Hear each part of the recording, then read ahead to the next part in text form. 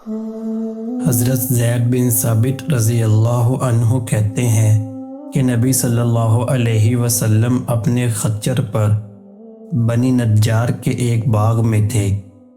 ہم بھی آپ کے ساتھ تھے۔ اچانک خچر بھدک گیا، قریب تھا کہ آپ کو گرا دیتا۔ 6، 5 یا 4 قبریں تھیں۔ آپ صلی اللہ علیہ وسلم نے فرمایا، ان قبر والوں کو کون جانتا ہے؟ ایک آدمی نے کہا، میں۔ آپ صلی اللہ علیہ وسلم نے فرمایا، یہ لوگ کب فوت ہوئے تھے؟ اس نے کہا، زمانہ شرک میں۔ آپ صلی اللہ علیہ وسلم نے فرمایا، یہ امت اپنی قبروں میں آزمائی جائے گی۔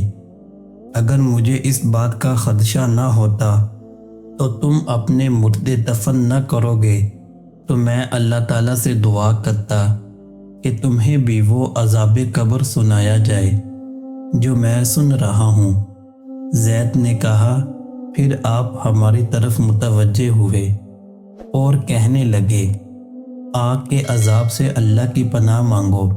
صحابہ کہنے لگے، ہم آگ کے عذاب سے اللہ کی پناہ میں آتے ہیں۔ آپ صلی اللہ علیہ وسلم نے فرمایا، قبر کے عذاب سے اللہ کی پناہ مانگو۔ صحابہ نے کہا، ہم قبر کے عذاب سے اللہ کی پناہ میں آتے ہیں۔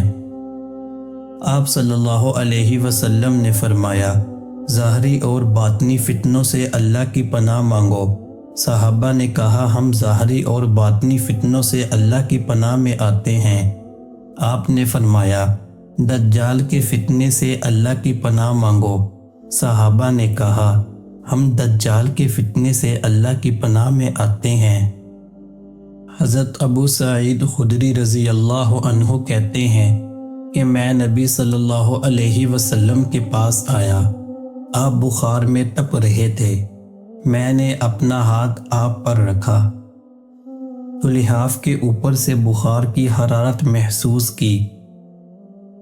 میں نے کہا، اے اللہ کے رسول، یہ کتنا شدید ہے۔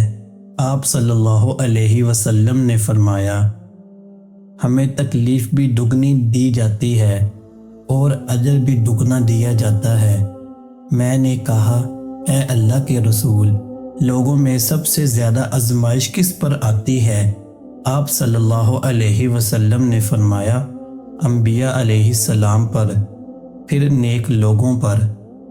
کسی کو محتاجی میں آزمایا جاتا ہے، حتیٰ کہ اس کے پاس صرف وہ چادر بچتی ہے جو اسے ڈھانپتی ہے، اور وہ آزمائش میں اتنا خوش ہوتا ہے جتنا تم میں سے کوئی بھی شخص خوشحالی میں مسرور ہوتا ہے۔ دوستو، اللہ ہمیں ان احادیث مبارکہ پہ عمل کرنے کی توفیق عطا فرمائے، آمین۔